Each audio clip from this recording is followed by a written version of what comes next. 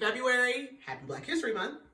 Let's talk about all of the books I read in January. Let's get into January because January was a good month. It was a good start to my reading year. I believe I read 17 books in January. I almost finished another one, but that's okay. I'll get to it. Started off the year with a really short one. I read Technically Speaking by Michael Elliott. It's an Audible original and it has a lot of celebrities in it, which I found to be interesting. It was super short. I gave it 3 stars because there's like not a lot to it, but yeah, so I started off the year with that. Then I read Conform by Ariel Sullivan. It is a series, and that's the first book of the series, which really aggravates me because I want more. And there's another book coming out, but it's a prequel. Like, what? I don't want that. But anyways, I gave that a 3.75. Then I read The Guest List by Lucy Foley. I also gave that a 3.75. I feel like it took a while to get to like interesting. And then it was like, boom, it's like all at the end. And then for Horror Book Club, I read, I had to read this book first because we were reading the second book. I read Playground by Erin Beauregard, and I gave it a 4 stars. It is exactly what I expected. Everyone talks about that book. They say it's like the worst horror book they ever read. I don't know that it is, or maybe I'm just extremely desensitized.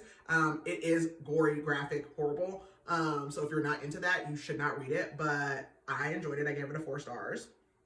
And then I actually read Into the Mist by PC Cast. That was for book club. I enjoyed that. I gave it a 4 stars. Not a lot that happens, but there is a sequel that I'm going to read.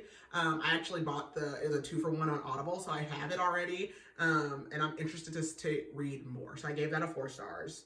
And then I read Playground 2, which is Child of Divorce, which is the prequel to Playground. I gave that a 3.75, only because like Playground is Playground. Like it's like the first one, boom. It was pretty much the same with the second Playground, but the first one is better, I guess if you could say that. Then I read The Life We Bury by Jo Talbert, which I just realized this is #1, so maybe there's more to this. I saw someone say this was like the best thriller they ever read. I disagree with that. I don't think it was a bad book. I gave it a 4 stars, but it really like just wasn't, there wasn't a lot to it. Like I didn't feel like on edge or concerned or anything. I didn't feel high stakes. Then I read The Last Breath by Karen Slaughter, which is the prequel to The Good Daughter. Very good. Gave it a 4 stars. Read it on a drive. It's pretty short, but it's a Karen Slaughter. Then I read August Lane by Regina Black. That is for this month's podcast episode. I gave it a 3.75 stars. It is a Black country romance. It is exactly what it needs to be. I enjoyed it.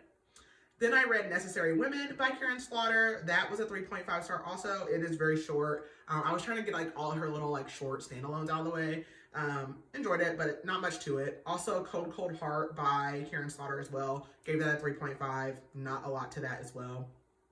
Then I read Blonde Hair Blue Eyes by Karen Slaughter. 3.75. It is the prequel to Pretty Girls, so it is, you definitely need to read in order, so read the books first and then read their prequels. But yeah, I enjoyed it, but it's Karen Slaughter. It's traumatic.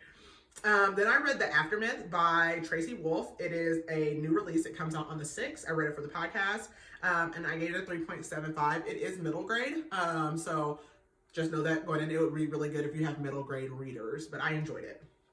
And then I read Your Knife, My Heart by K.M. Moronova, which really irritates me because now there's all this like book talk discourse, but I gave it a 4.5 stars. It's a dark military romance, and I enjoyed it.